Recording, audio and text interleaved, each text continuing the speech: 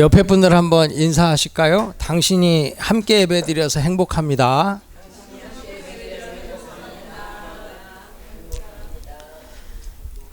저도 여러분들과 함께 예배드릴 수 있어서 너무 행복합니다. 제가 여기 와서 참 좋은 게 뭐냐면 예배 전에 너무 기도를 열심히 하세요. 이게 저희 어릴 때 교회 가면 늘 보던 모습이거든요. 요즘 교회들이 예배 전에 기도가 많이 없습니다. 근데 이 예전에 그 원형을 보존하고 있는 교회 같아. 그게 저한테는 너무나 은혜가 됐어요. 은혜교회도 예배 시작 전에 30분 전, 1시간 전에 막 기도하던 그 뜨거운 소리가 유튜브 나가나요? 솔직히 없어졌거든. 그래서 중보기도팀을 투입을 해서 30분 전에 중보기도팀이 기도의 불을 막 붙이는 운동을 해요. 그러니까 그만큼 시대가 바빠지고 예배가 익숙해지니까 미리 와서 기도를 쌓고 예배를 준비하는 일들이 정말 많은 교회에 없어졌습니다. 특별히 팬데믹이 지나고 나서는 사실 더해요. 한국 교회의 새벽 예배가 엄청나게 줄었습니다. 몇천 명이 모이는 교회의 새벽 예배가 30명 나온대요. 온라인으로 드려도 되는 시대가 됐기 때문에. 그런데 기도는 온라인으로 드리는 게 쉽지 않잖아요. 그러니까 모였을 때에 서로 더 뜨거워지는 은혜가 있거든요. 근데 여기는 내가 얼마나 그게 은혜가 되는지 제가 진짜 여러분들 맛있는 거를 좀 사드리고 싶어요. 더 기도하시라고. 여러분 먹는 걸 잘 드셔야 됩니다. 이게 잘못 먹으면 쥐약이 돼. 근데 정말 지금 예배 전에 이렇게 와서 기도하고 예배를 준비하는 것, 이게 너무 필요한 시대예요. 그래서 여러분들 꼭 일찍 오셔서 더 기도하시고, 기도하면서 은혜를 받을 준비가 되고, 그때 하나님의 임재를 누릴 수 있으면 여러분들에게 그것이 복이 될 줄 믿습니다. 사실 이게 말씀을 전하는 자도 중요하고 이걸 듣는 자도 중요해요. 저는 조는 사람을 절대로 안 깨웁니다. 자기가 재워놓고 왜 깨워? 아니, 자기가 재워놓고 왜 일어나라 그래? 그런데 또 듣는 사람도 하나님의 말씀으로 듣는 게 굉장히 중요해요. 제가 텍사스에서 유학생 교회를 했었거든요. 그래서 저는 이 유학생들하고의 삶이 익숙해요. 근데 거기서 사역할 때 육군사관학교 출신 엘리트들이 위탁교육을 많이 왔습니다.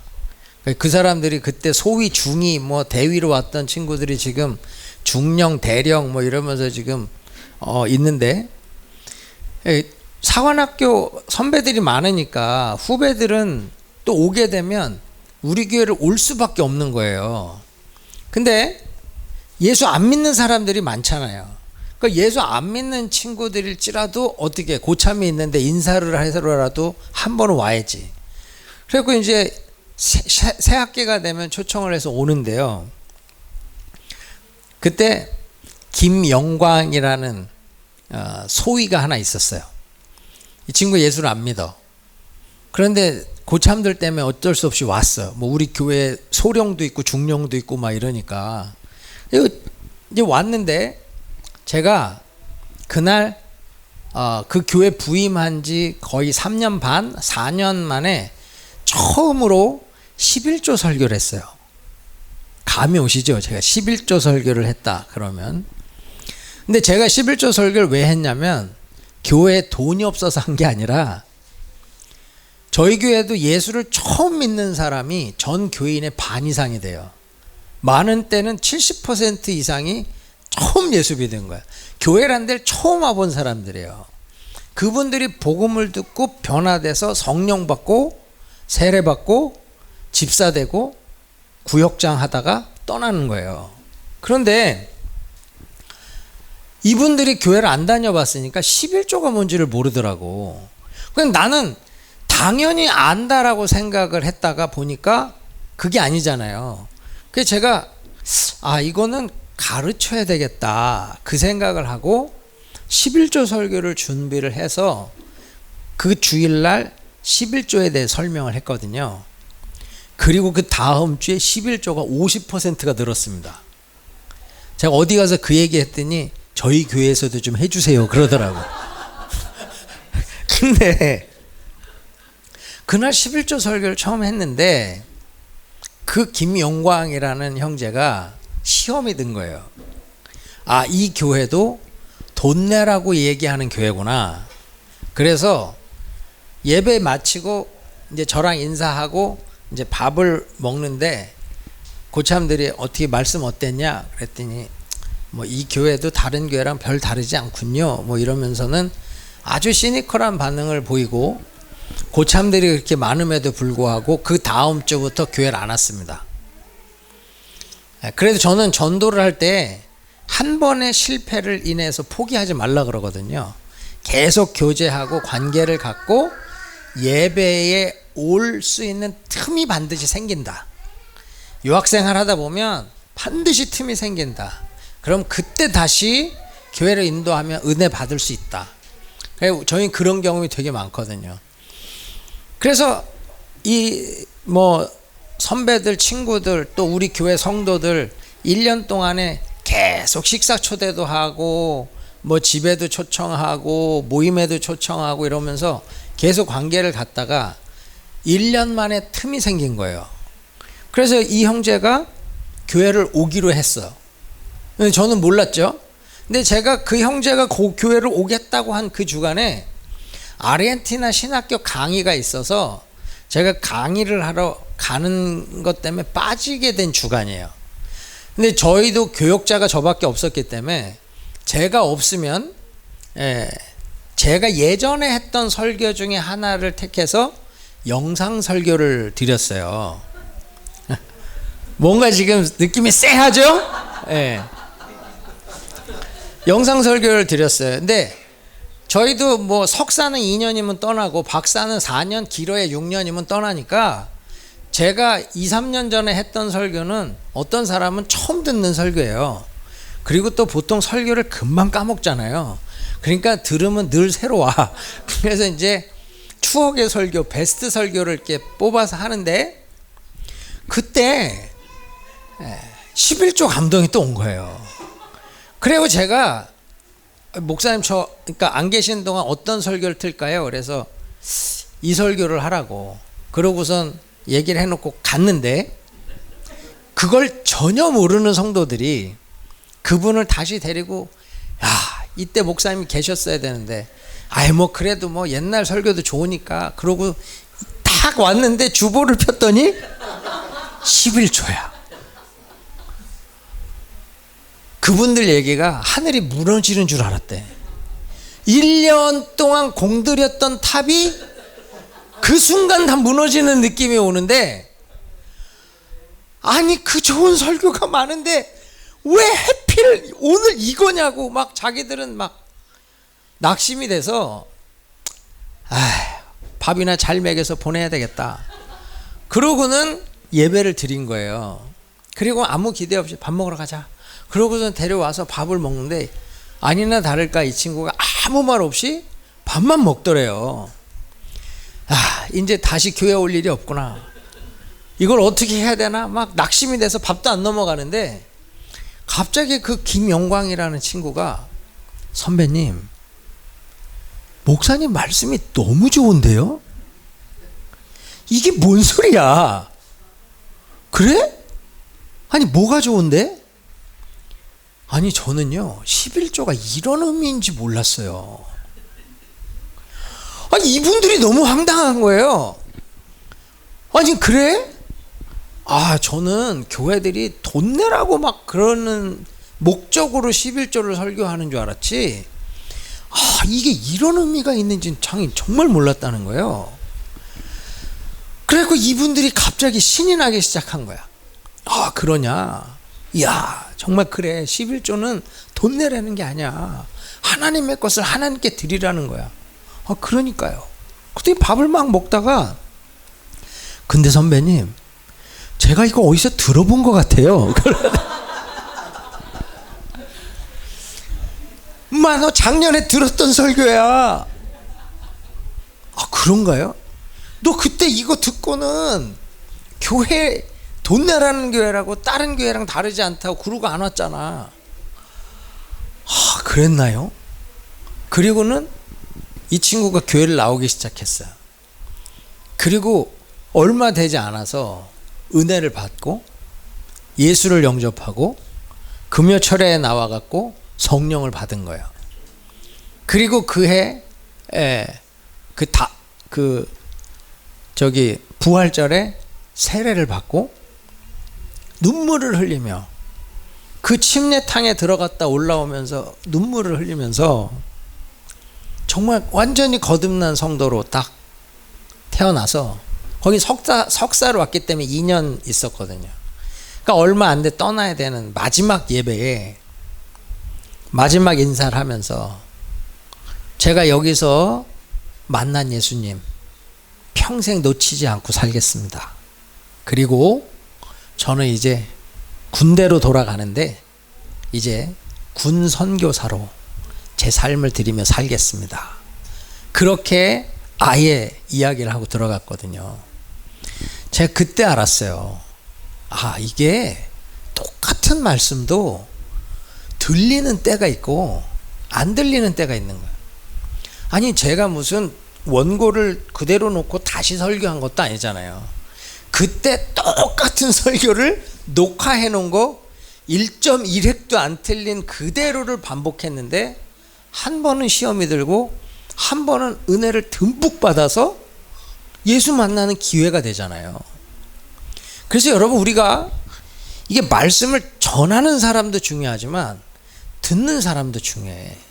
내가 이걸 어떻게 받아들이냐에 따라서 이건 내 인생이 바뀌는 설교가 될 수도 있고요, 그냥 한번 흘러가는 말씀이 될 수도 있어요. 그래서 여러분, 오늘 제가 영성은 소비하는 것이 아니고 쌓아가는 것이다 라는 주제로 말씀을 전하기 원하는데, 이 말씀이 여러분들에게 정말 은혜의 말씀 되기를 축복합니다. 우리 출애굽기 17장 1절로 7절 말씀 저하고 한 절씩 교독하겠습니다.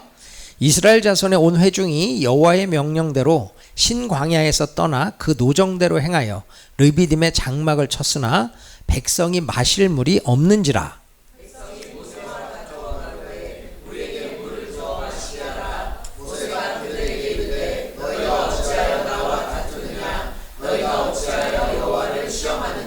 거기서 백성이 물에 가람에 그들이 모세를 대하여 원망하여 가로되 당신이 어찌하여 우리를 애굽에서 인도하여 내어서 우리와 우리 자녀와 우리 생축으로 목말라 죽게 하느냐.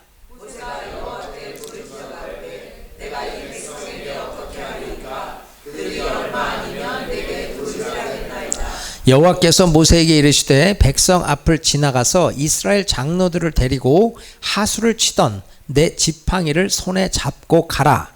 내가 거기서 호렙산 반석 위에 너를 대하여 섰으니 너는 반석을 치라. 그것에서 물이 나리니 백성이 마시리라. 모세가 이스라엘 장로들의 목전에서 그대로 행하니라. 함께 읽습니다. 그가 그곳 이름을 마사라 또는 무리바라 불렀으니 이는 이스라엘 자손이 다퉜으며 또는 그들이 여호와를 시험하여 이르기를 여호와께서 우리 중에 계신가 아닌가 하였음이더라. 아멘. 여러분, 이 출애굽기 16장 17장을 보면 홍해를 건너자마자 마실 물에 대한 문제가 생기죠. 그래서 물이 없어서 마라를 만났을 때 쓴 물인 것을 인해서 또 불평하죠. 그때 나무를 던져서 단물로 바꾸시고 또 조금 가서 엘림의 은혜를 누리잖아요. 근데 지금 또 조금 와서 또 물이 없어.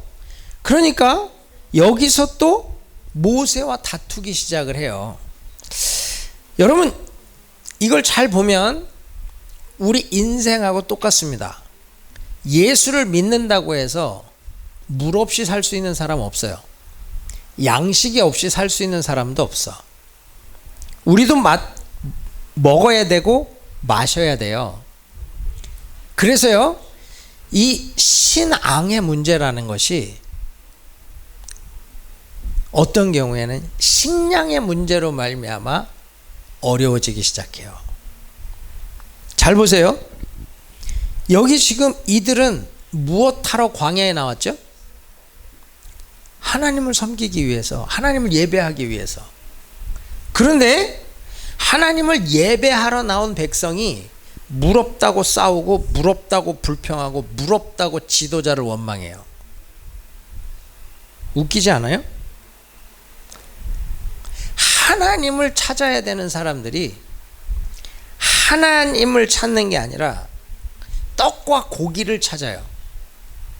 하나님 안에서 존재의 이유를 찾아야 되는데 이 떡과 고기, 마늘, 오이, 이걸 먹냐 못 먹느냐에 의해서 자기 존재의 의미를 찾는단 말이에요. 여러분, 이건 지금도 다르지 않아요. 지금을 우리는 이 포스트 모더니즘 시대라 그러잖아요. 포스트 모더니즘 시대. 저는 이 포스트 모더니즘 시대를 한마디로 표현하라면 소비가 중요하다라고 생각해요. 소비.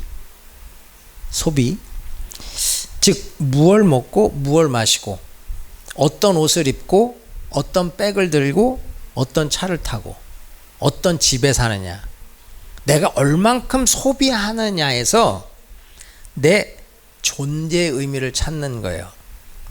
여러분, 모더니즘 시대를 대표하는 명제가 하나 있죠. 나는 생각한다, 고로 존재한다. 기억나세요? 네, 다 공부하신 분들이니까. 나는 생각한다, 고로 존재한다. 이게 모더니즘의 가장 중요한 명제였어요. 내 생각의 수준이 존재의 수준이라는 거죠. 내가 무엇을 생각하느냐가 나의 존재의 가치를 결정한다는 거예요. 그런데 이 포스트 모더니즘은 저는 이렇게 표현합니다. 나는 소비한다, 고로 존재한다. 이걸 어떻게 표현할 수 있냐면, 내가 소위 말하는 명품 옷을 입고 명품 백을 들면 나의 가치, 나의 존재가 높다고 생각하는 거예요. 그런데 내가 그렇지 못하다면 나는 낮은 존재, 낮은 가치라고 생각한다는 거죠.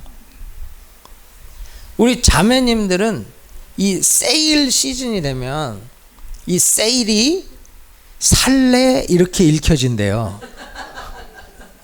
살래? 그래서 이렇게 백이 말을 건대네. 그 애기가 나를 좀 사봐 뭐 이렇게 살래? 이렇게 들려서 거기에 흔들린다는 거예요. 제가 어제 아울렛을 좀 갔더니 뭐 거기 명품 뭐 이렇게 가게들 있고 그런데 보니까 뭐 한 10,000유로는 갖고 가야 제대로 쇼핑하겠더만. 뭐 만년필 하나가 뭐 1,000유로 뭐 이렇게 되는 데니까. 그쵸? 근데 뭐 우리가 그런 걸 할 수 있어요? 그러니까 야, 나는 어디 또 싼데 또 세일하는 거 없나 뭐 이렇게 보잖아요. 근데 우리 자매님들은 그냥 시즌에 아울렛 아니고 저기 샹젤리제 같은 데 가갖고 백 하나씩 딱딱 들고 철 따라 하나씩 바꿔가면 내 존재가 막 대단한 것 같고, 아울렛도 못 가고 저기 백화점 구석에 세일 클리어런스 뭐 이런 걸 뒤지고 있으면 내 남편 보면 이게 사는 거냐 이러고 이제 이게 사는 거냐? 그 왜 그래요? 이 시대가 자꾸 소비라고 하는 그게 내 가치와 연결되기 때문이에요. 그런데 여러분, 아무리 비싼 옷을 입어도 참 수준 낮은 사람이 있어요. 무가치한 인생이 있다고. 허름한 옷을 입어도 참 귀하고 가치 있는 인생이 있단 말이에요. 이건 우리를 포장하고 있는 것들로 결정할 수 있는 게 아니거든요. 그런데 이 시대가 자꾸 명품 하니까 그런 걸 해야만 인생의 가치가 높아진다는 자꾸 착각 속에 살게 만들어 가는 거예요. 그러나 여러분, 더 중요한 건요, 이 소비라고 하는 영성이 기독교 안으로 들어와요. 예수 믿는 것 안으로 들어와. 그러다 보니까 내가 무언가 기독교 명품이 되는 그 과정들에 대해서 오해를 갖기 시작하고 잘못 이해를 하기 시작하더라고요. 우리 은혜교회는 선교를 많이 가는 교회잖아요. 자, 그러면 내가 선교를 10번 갔어. 그럼 어떻게 될까? 나는 선교를 10번 간 사람이 돼요. 이해가 되십니까? 그런데 선교를 10번 갔다 왔다고 그 사람의 믿음이 10배 좋아집니까? 선교를 10번 갔다 왔다고 그 사람의 이 인격이, 그리스도인의 인격이 10배가 좋아집니까? 아니라 그러면 안 돼요. 그렇게 돼야지. 우리는 그걸 위해서 하는 거잖아요. 그런데 실제로는 아니야. 오히려 10번 갔다 와서 선교는 혼자 다 아는 것 같이 떠드는 사람도 있고요. 자기만 제일 많이 아는 것처럼 말하는 사람도 있어. 선교를 안 가는 사람을 비난하고 정죄하며 바리새인과 같이 되는 사람도 있어요. 왜 그럴까요?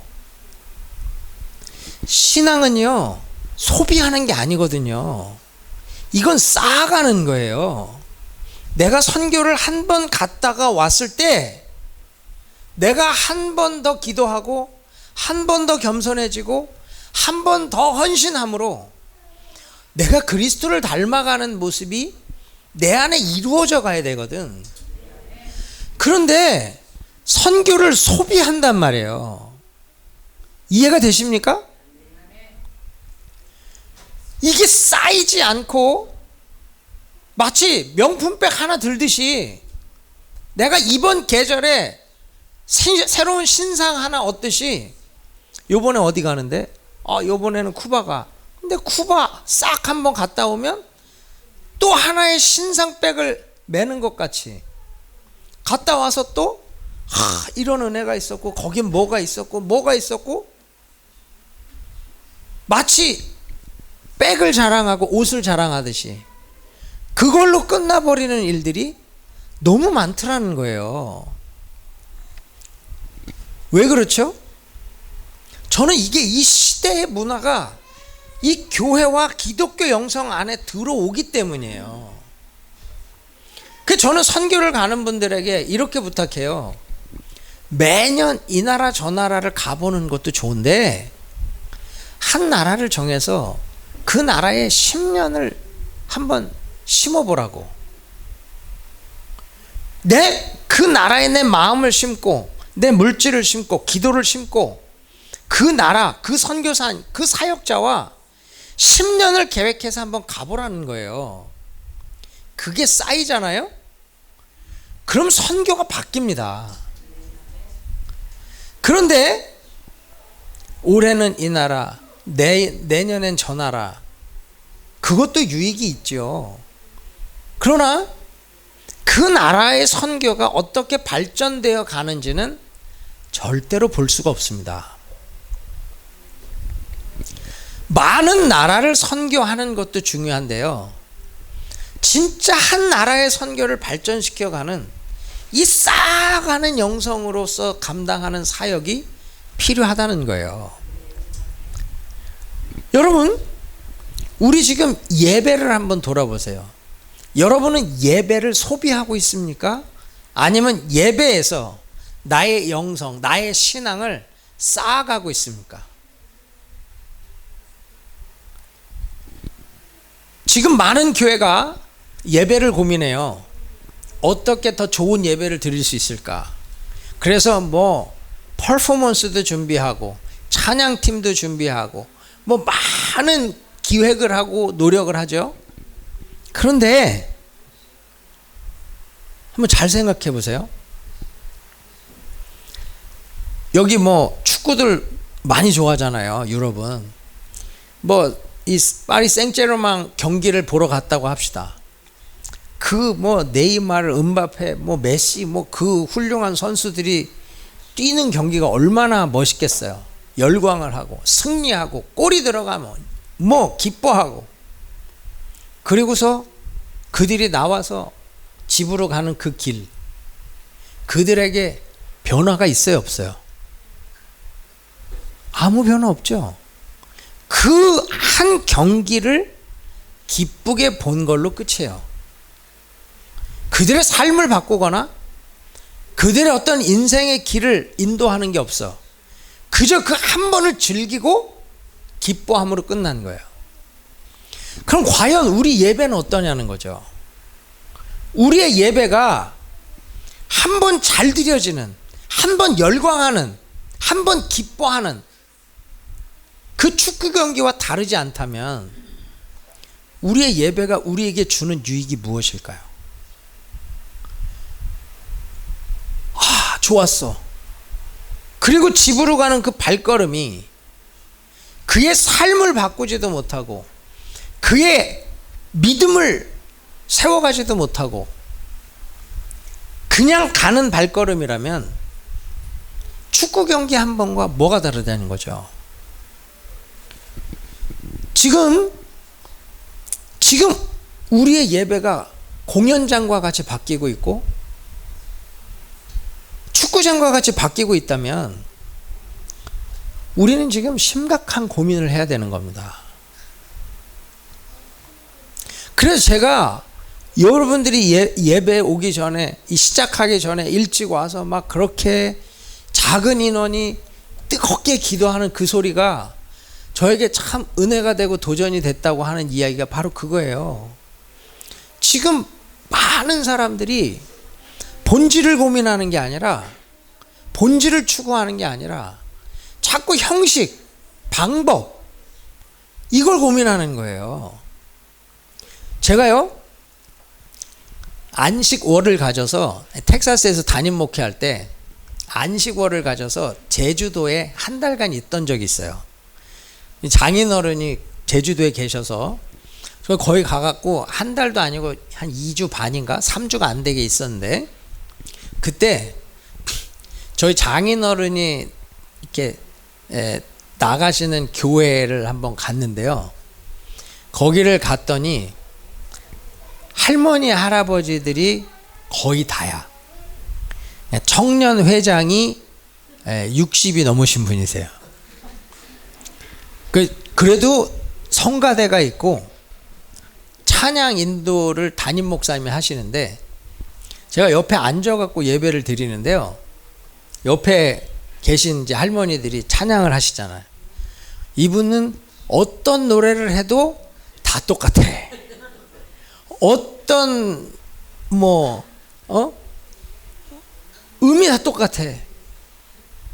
야, 참 한 30명 예배 드리는데, 야, 이렇게 예배 드리는 데가 아직도 있구나. 제가 그 생각을 하면서 예배를 드리러 앉아 있는데 여기에 참 무슨 은혜가 있을까 싶잖아요. 그렇게 찬송가를 앞에서 이 단상을 두드리시면서 한 3곡을 부르시고 기도하자 그러고서 목사님이 기도를 하시는데, 저도 기도를 했어요.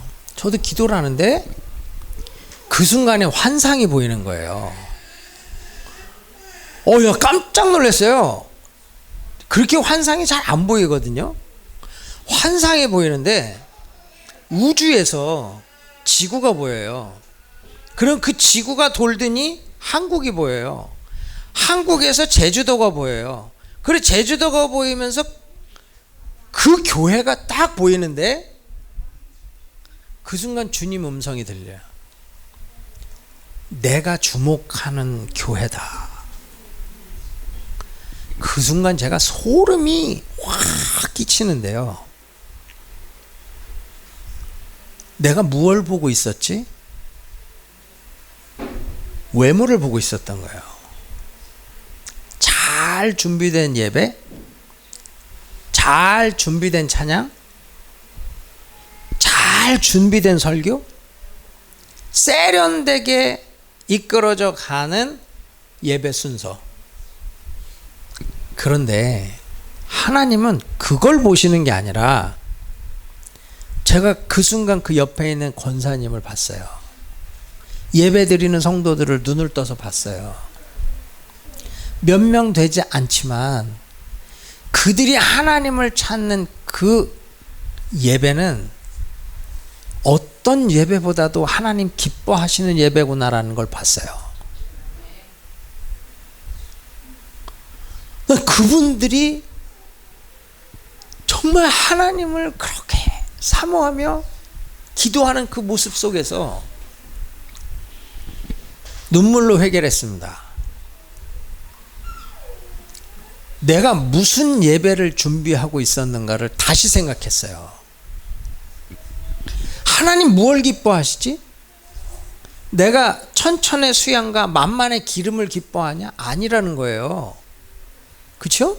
미가서에서 분명히 얘기하잖아요. 내가 천천의 수양 만만의 기름을 기뻐하겠느냐? 아니라고. 인자를 사랑하고 정의를 행하며 나와 동행하는 것이 아니냐? 그 순간 제가 예배라고 하는 걸 다시 생각하고 다시 고민하게 됐습니다. 여러분, 정말 지금 예배를 소비하는 시대예요.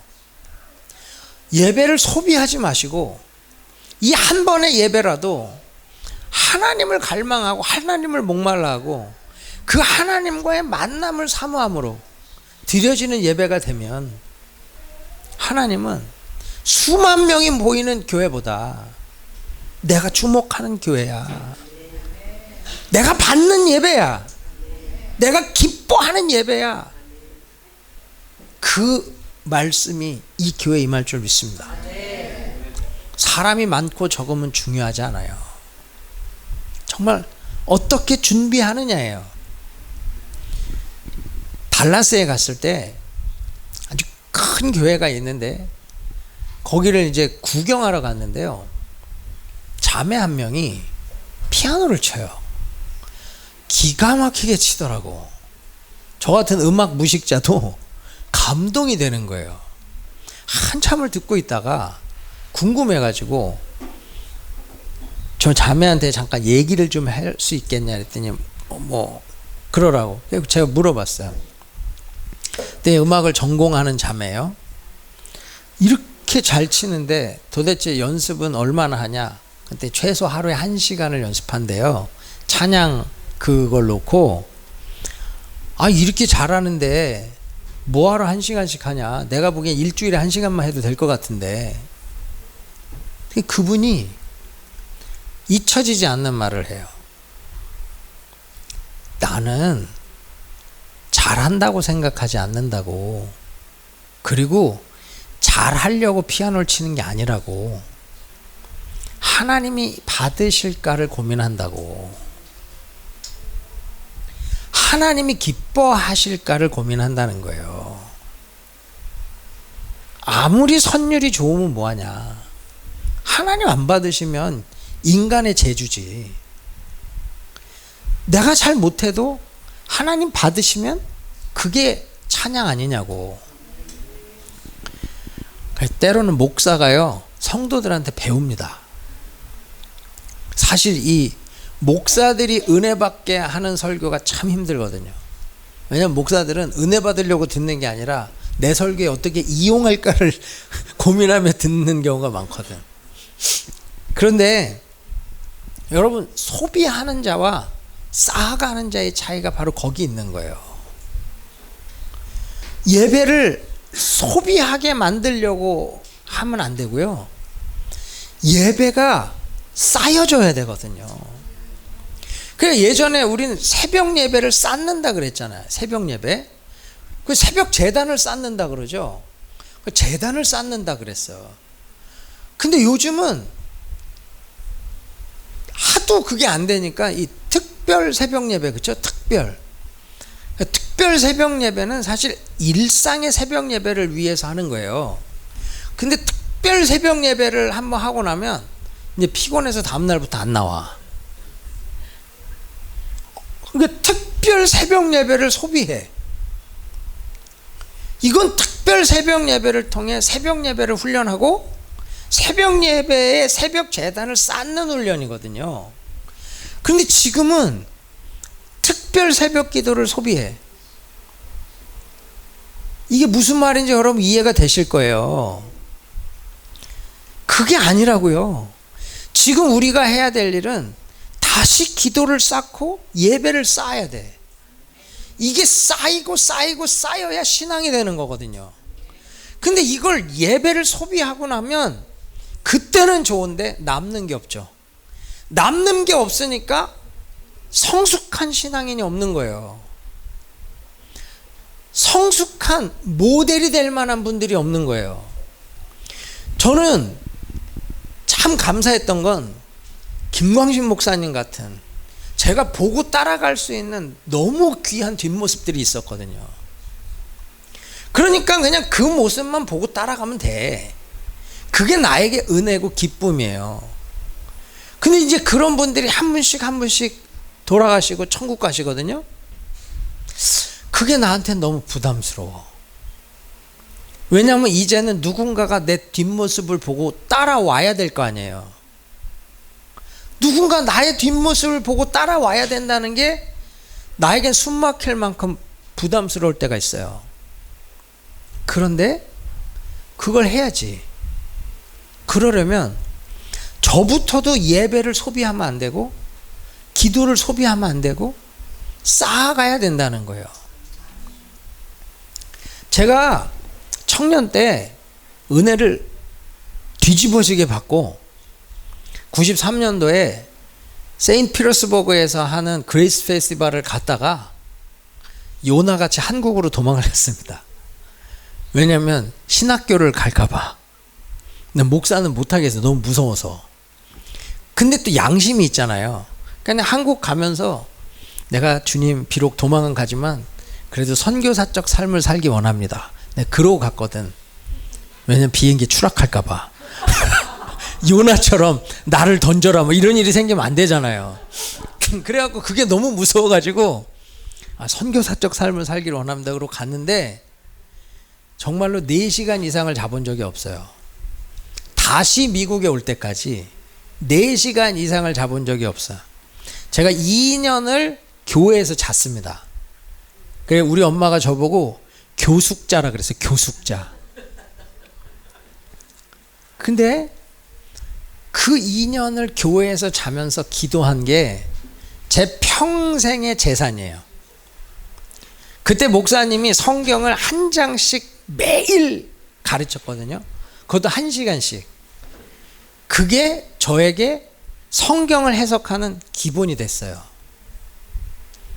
그리고 저는 권사님들이 늘 철야하는 기도 소리를 자장가 삼아 잤어요. 밤 11시부터 새벽 2시까지 기도하고 잠깐 자면 우리 권사님들은 새벽 5시 새벽 기도 시작할 때까지 기도하시는 거예요. 그게 50명, 100명이 날마다 기도하시는. 그래서 저는 그 기도 소리를 들으면서 어쩔 때는 자다가도 아멘, 그 소리에 아멘 하면서. 그런데요, 그때 제가 이제 청년부 회장을 했거든요. 저희 청년부가 한 500명 출석을 했어요. 그리고 교회 일이란 일은 청년들이 다 했어요. 그러니까 교회가 뭐 지하 3층, 지상 6층, 본당이 1800석인데 그 화장실만도 몇 개겠어요. 청년들이 다 청소를 했거든요. 근데 제가 자다가 화장실을 가려고 나왔는데 여자 화장실에 불이 켜져 있어요. 그래서 이러고 보니까 우리 은퇴 전도사님, 여자 전도사님이 화장실 청소를 하고 있는 거예요. 그러니까 이 어른이 1년에 수백 명씩을 전도하시던 분인데 교통사고가 나서 다리를 다치는 바람에 다닐 수가 없어서 어쩔 수 없이 은퇴를 하신 거야. 그 나이도 뭐 이미 70이신데 그때까지도 그렇게 다니면서 1년에 100명, 200명을 전도하셨던 분이니까. 근데 제가 그걸 보고 이게 안 되잖아요. 그래갖고 제가 우리 자매들 불러놓고 전도사님이 새벽에 청소하시더라. 우리 자매들이 청소하면 좋겠다. 그럼 우리가 해야죠. 그러고는 하여튼 날마다 밤 11시면 청소를 해놓고 들어갔어요. 근데 한 2주 지났을 때 이 권사님이 저를 불러요. 저희는 전도사 그만두면 권사로 들어가거든요. 근데 저보고 안 선생님, 그래, 제가 교육부 교사도 했으니까, 네, 제가 좀 부탁이 있다고. 무슨 부탁이에요? 내가 화장실 청소하게 좀 해주면 안 되냐고. 힘드시잖아요. 근데 내가 이젠 다리가 다쳐서 전도도 못하고 내가 사역을 할 수 있는 몸도 아닌데 죽을 때까지 그냥 이렇게 죽을 수는 없고, 하나님 내가 뭘 할까요? 그러고 기도를 하는데 화장실 청소를 하면 되겠다, 그 마음이 들더래요. 그런데 화장실 청소를 하는 걸 또 누가 보면 또 노인네가 하면 못하게 할까봐 밤에 몰래 했던 거래요. 새벽 3시, 4시 아무도 안 다닐 때. 근데 내가 어떻게 재수없이 안 선생님한테 걸려가지고 이 귀한 작업을 뺏겼다고. 그러면서는 제가 좀 할 수 있게 해달라고. 알겠습니다. 그날부터 자매들 철수. 돌아가실 때까지 그 일 하셨어요. 저는 신앙이 쌓이지 않고는 그거 못한다고 생각해요. 김광신 목사님이 돌아가시기 전까지 선교 가고 싶어 하셨잖아요. 작년에 터키 오시려고 비행기 표까지 다 끊었다가 못 오시고 돌아가셨잖아요. 그거 쉬운 거 아니에요. 의사들이 얘기를 해요. 목사님 지금 안 됩니다. 지금 가시면 돌아가실 수도 있습니다. 그러니까 간다고. 그 말이 뭐예요? 죽으러 가겠다는 거예요. 죽으러 가겠다는 거예요. 그러면 불사조같이 살아서 돌아오셔. 말씀대로 죽고자 하는 자는 살겠고. 그러니까 이번에 돌아가실 때도 의사들이 뭐라 그러냐면, 이 몸으로 사람이 어떻게 생존할 수 있었냐요. 폐 기능, 간 기능, 신장 기능, 심장 기능, 모든 기능이 제로래요. 이건 사람이 숨쉬고 움직이며 다닐 수 있는 상태가 아니라는 거예요. 그래서 이 찰스 피니가 그런 얘기 했거든요. 내가 녹슬어 없어지기보다는 나는 닳아서 없어지길 원한다고. 정말 닳아서 없어진 인생인 거예요. 보통 사람이 늙으면 쉬고 싶잖아요. 힘들면 아무 일도 안 하고 싶다고. 근데 그 몸으로 비행기를 타고 다닌다는 게 말이 안 되는 건데, 그분이 끝까지 갈 수 있었던 이유가 뭐죠? 그분은 단 한 번도 선교를 소비한 인생이 아니에요. 선교로 신앙을 쌓아간 거지. 저는 그게 너무나 감동이 돼. 근데 제가 지난 3, 4월 2달 동안에 6주 동안에 5나라를 갔거든요. 아르헨티나 갔다, 파라과이 갔다, 아르헨티나 갔다, 미국 갔다, 한국 갔다, 필리핀 갔다 다시 한국 왔다 미국 왔다 과테말라 갔다 미국을 왔어요. 6주를. 죽을 것 같아. 죽을 것 같아. 그래서 제가 새벽에 설교하다 한번 그랬어. 김광신 목사님 따라하면 죽습니다. 죽습니다. 그랬어. 내가 죽을 것 같더라고요. 몸이 감당이 안 돼. 제가 올 8월 29일이면 만 53살이 되거든요. 난 죽을 것 같아, 이 나이에. 그거 6주에 5나라를 왔다 갔다 한 걸로도 사람이 막 몸이 막 휘어져서 휘청대는데 이 어른이라고 안 그랬겠냐고요. 전 그 생각이 드는 거예요. 이게 사람이 몸을 가진 이상 안 그렇겠냐고. 그런데 그 일을 했다는 거예요. 그 연세에서부터 87세까지. 제가 선교팀장으로 사역을 하면 할수록 그분이 더 귀하고 그리워요. 그리고 짧은 시간이지만 함께 사역을 했다는 것이 너무 감사하고 너무 영광스러워. 제가 그분을 보고 사역을 하지 않았다면 아마 저는 쉽게 편하게 어떻게 목회를 잘할 수 있을까를 고민했었을 사람이에요.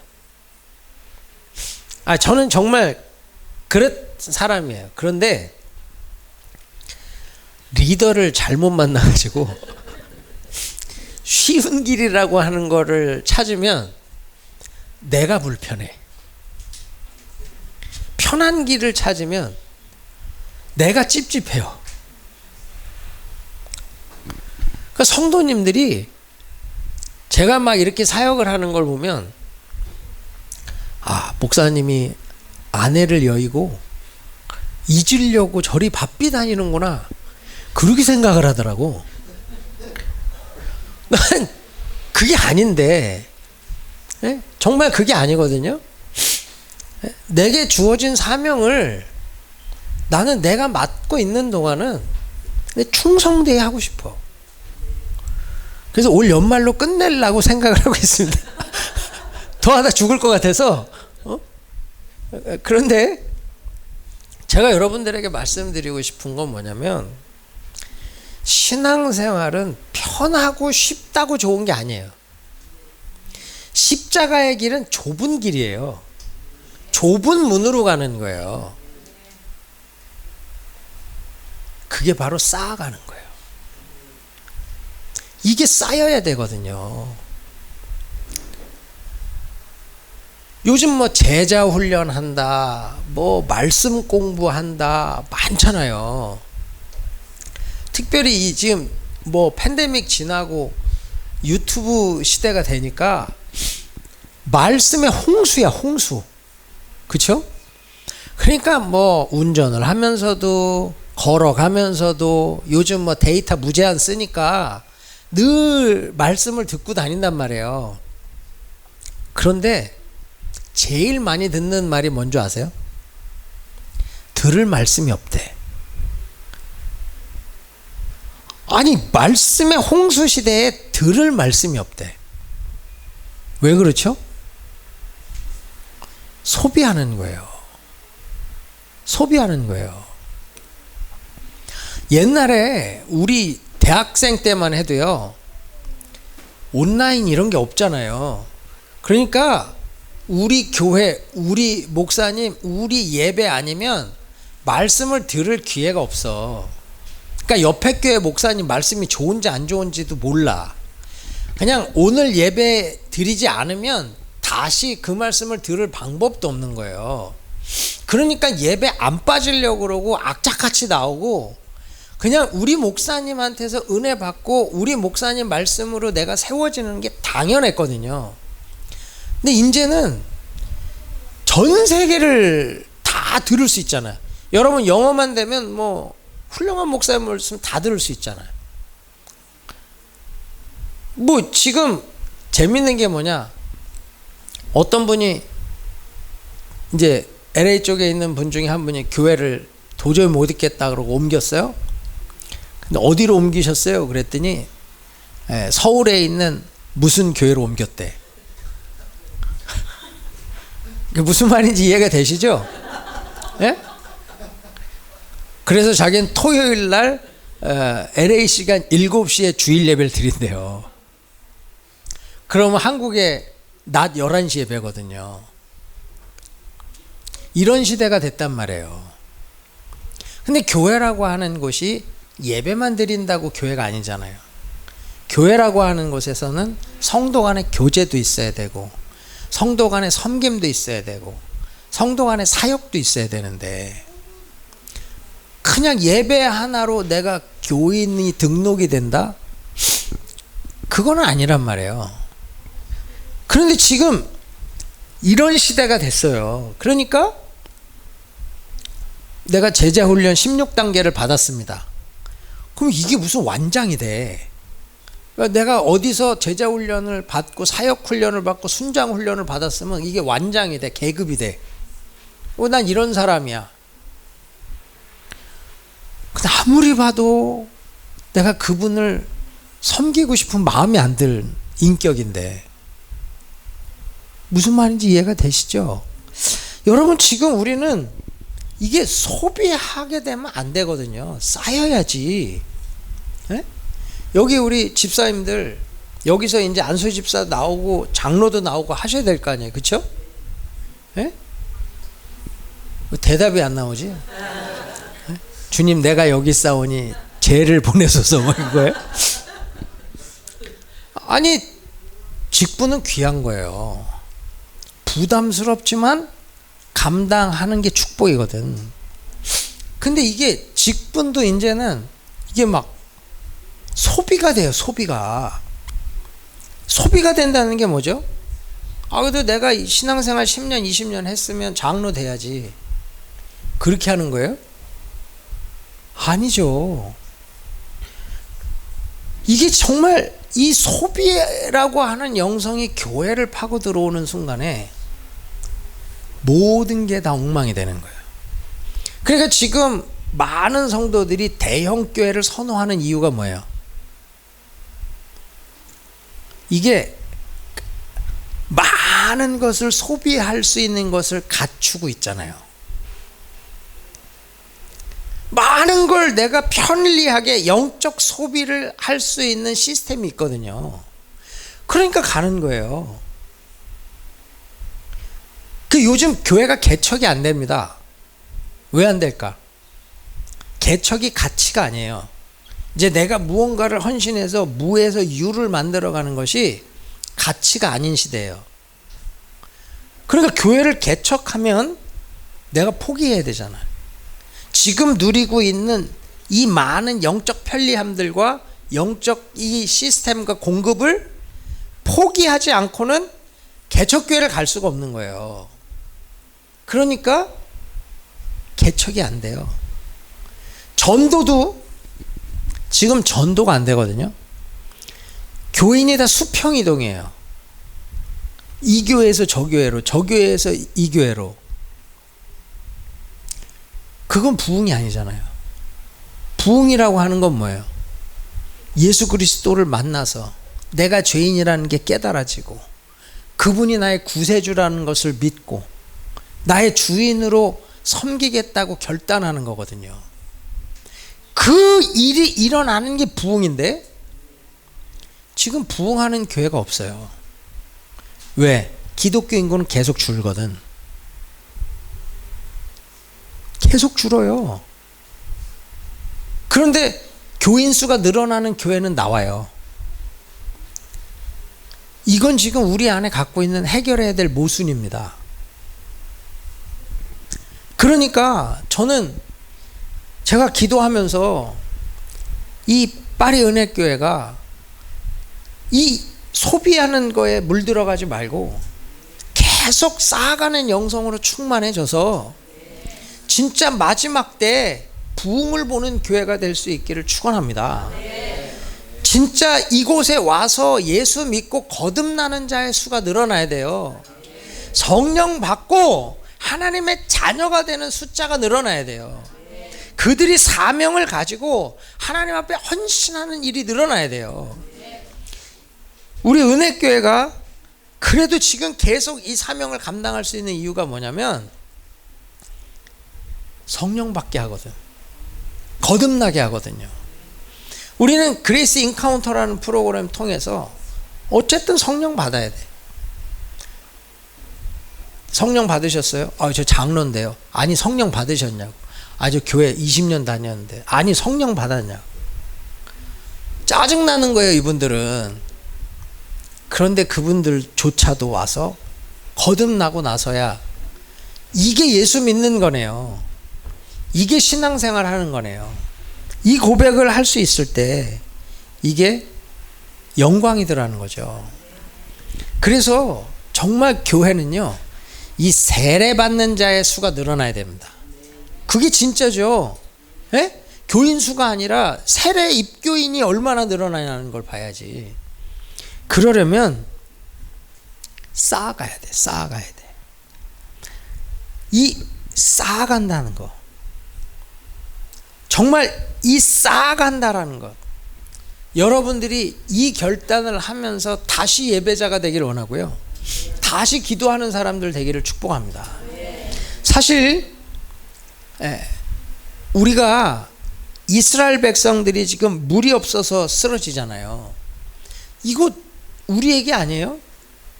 지금 이 사람들이 홍해를 건넜잖아. 홍해를 건넌다.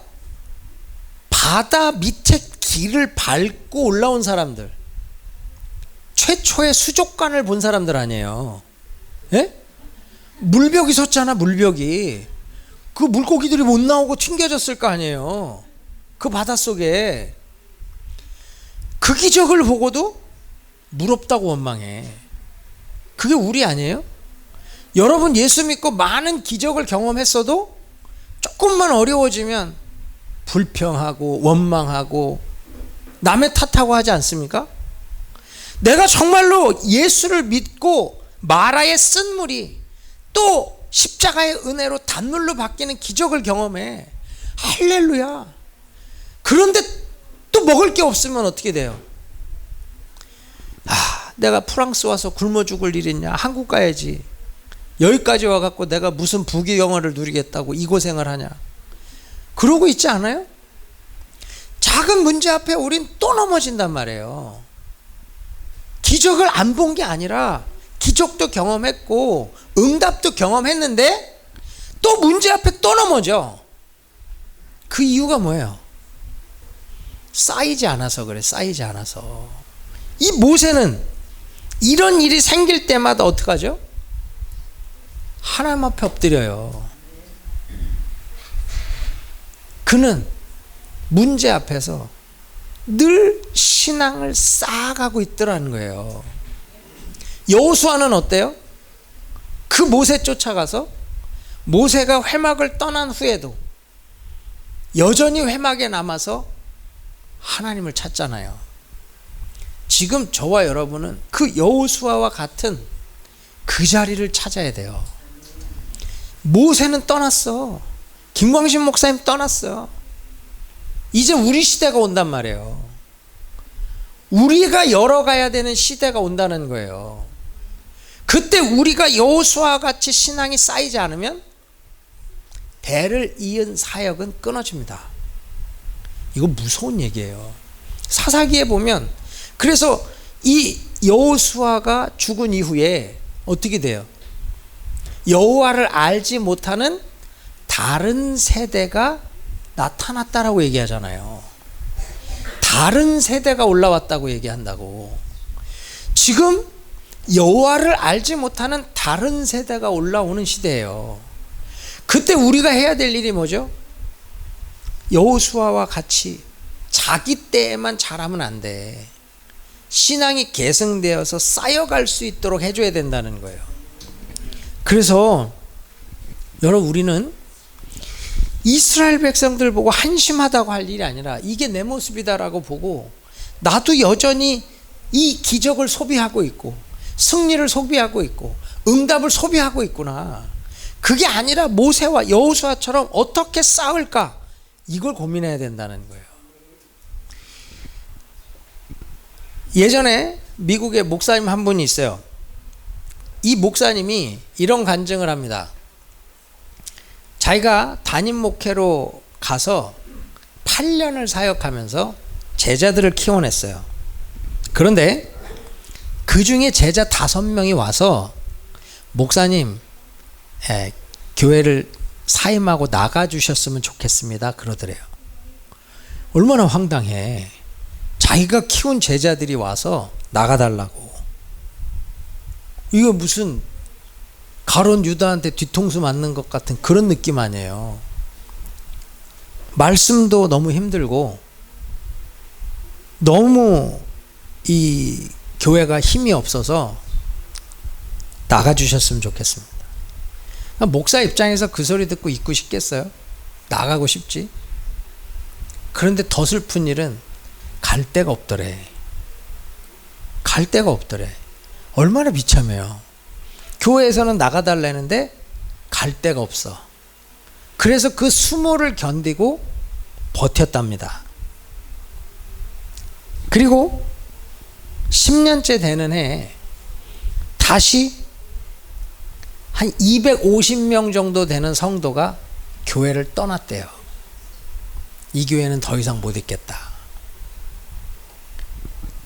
설교가 너무 길고 너무 지루하고 또 여러 문제들에 대한 공격과 비난으로 정말 이분이 상처를 받고 배신감을 당하고, 그래 이제는 떠나자. 그런데 갈 데가 없더래. 얼마나 비참해. 그런데 이분이 이런 얘기를 해요. 갈 곳 없는 은혜가 자기를 붙들었대요. 갈 데가 없어서 너무 비참한데, 자존심 상하고 죽을 것 같은데 정말 갈 데가 없어서 다시 말씀을 파기 시작하고 다시 기도를 하기 시작했대요. 그러면서 도망가는 것은 쉽지만 머무는 것은 어렵다고. 그런데 갈 곳이 없어서 머물렀는데 내가 말씀, 기도, 그 은혜를 파고 들어갔을 때 450명 정도 남았던 교회가 지금 10,000명이 넘습니다. 그게 그레이스 커뮤니티 처치 존 메가더 목사님이에요. 지금 강해 설교의 대가라고 하는, 미국에 많은 책을 쓰고 많은 영향력을 미치는 목사님이 된 거예요. 여러분, 만일 그분이 자존심 상해서 기분 나빠서 상처받아서 떠났다면 지금의 존 메가더는 없는 거예요. 그런데 그는 그 상황에 갈 곳 없는 은혜가 자기를 붙들었다고. 갈 곳이 없는 게 은혜였고, 그 은혜가 자기를 붙들어서 자기는 뿌리를 내리고 깊은 은혜를 파고 들어가서 지금 강해 설교의 대가가 됐다는 거죠. 이게 중요한 거예요. 이게 여러분, 여기서 공부하다 힘들고 살기 힘들고 떠나는 건 쉬워요. 머무는 건 어려워. 그런데요, 그냥 머무는 건 소비하는 거예요. 허비하는 거예요. 그게 아니고 여기서 은혜를 깊이 파고 들어가는 거예요. 사명을 깊이 파고 들어가는 거예요. 그 하나님의 임재를 깊이 파고 들어가면 하나님은 갈 곳 없는 은혜가 여러분을 붙들었다 고백하게 할 줄 믿습니다. 그때 위대한 간증자가 나오는 거예요. 도망가는 건 쉽거든, 머무는 건 어려워. 그러나 그 머무는 것도 어렵지만 거기서 예수께 집중하고 은혜를 파고 들어가는 건 더 어렵죠. 그러나 그 일을 쌓고 쌓은 사람은 결국 하나님이 열매로 승부할 수 있게 해주신다는 거예요. 김광신 목사님이 2단, 3단 별소리 다 들었잖아요. 그런데 한 번도 변명을 하신 적이 없어. 신문 광고를 내신 적이 없어. 뭐라고 얘기하셨냐면 하나님이 열매로 증거해 주실 거라고. 그래서 그냥 선교에 올인하셨어요. 그리고 나선 LA에서 김 목사님을 제일 이단이라고 뭐 그냥 그렇게 공격하시던 분이 은혜교회 강단에서 설교하시고 죄송하다고 이제 앞으로 우리와 동역하자고. 열매로 승부 본다는 게 그런 거예요. 이걸 쌓아간다라고 하는 게 그래서 거장이 나오기가 어려운 겁니다. 이 믿음의 거인은 뿌리를 내리고 갈 곳 없는 은혜 가운데 깊어지고 강해질 때 만들어지는 거예요. 저는 여러분들이요, 이곳에서 이스라엘 백성들과 같이 고난이 오면 울다가 응답이 오면 웃다가 일희일비하며 그냥 저냥 살아가는 게 아니라 진짜 신앙이 깊이 쌓여가서 여기 오시는 분들이 나는 저 집사님 같이 되고 싶다. 나 저 권사님 같이 되고 싶다. 나 저렇게 살고 싶다. 나 저렇게 드려지고 싶다. 그런 일들이 이 안에 만들어져 갈 수 있기를 축복합니다. 여러분, 그래서 훈련이 필요한 거예요. 저는 이 신앙 인격이 훈련으로 만들어진다고 생각하진 않지만 은혜로 만들어지는 거지만 그 은혜는 반복을 통해서 쌓여가는 것을 통해서 세워진다고 믿어요. 제가 플로신학교 다닐 때 월남국수집이 하나 있었어요. 근데 거기에 뭐라고 써있냐면 No MSG, 예? 조미료 안 넣는다. 그래갖고 야 우리 건강하게 먹자 그러고 딱 들어가서 월남국수를 시켜서 딱 먹는데 먹던 맛이 아니야. 그래서 순간 다 같이 MSG please 그랬거든요. 조미료 좀 주세요. 내 혀가 조미료를 기억하더라고. 이 무슨 말인지 아세요? 몸이 기억해. 몸이 스케이트를 타던 사람이 스케이트를 안 타도 30년 있다 타도 타요. 왜? 몸이 기억하니까. 여러분, 우리가 새벽 예배를 드리고 큐티를 하고 왜 그 훈련을 하죠? 몸이 기억하게 만드는 거예요. 제가 텍사스에 가서 정말 아무것도 할 게 없는 거예요.